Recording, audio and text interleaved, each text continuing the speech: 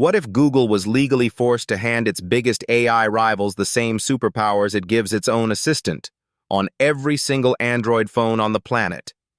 That is exactly what is now on the table in Europe, and the ripple effects could reshape the entire global AI race. Here's everything you need to know. For years, Google has had an unmatched advantage in the AI wars, not just because of its technology, but because of its distribution. Android runs on roughly 3 out of every 4 smartphones worldwide. When Google baked Gemini directly into that ecosystem, giving it privileged access to system-level features, voice integration, and on-device capabilities, it created a moat that no competitor could easily cross.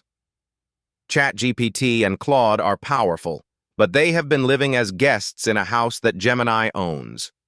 Now, European regulators are moving to change that.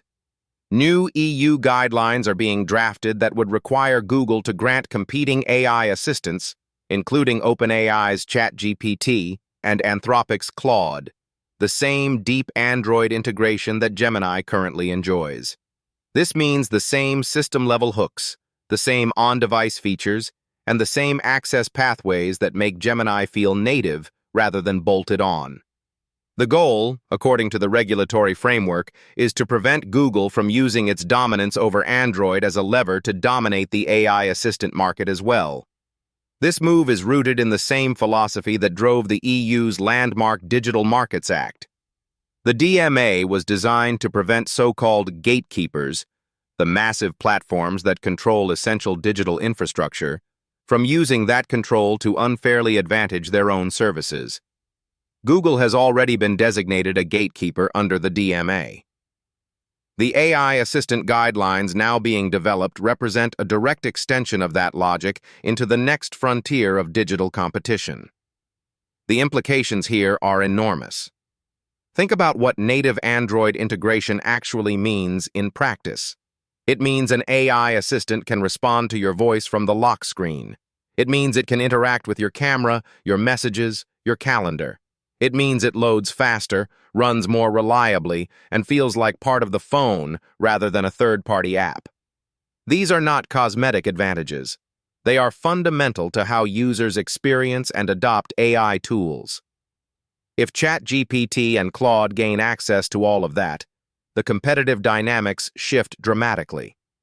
From a market perspective, analysts watching this space have noted that AI distribution may matter as much as AI capability in the race to win everyday users.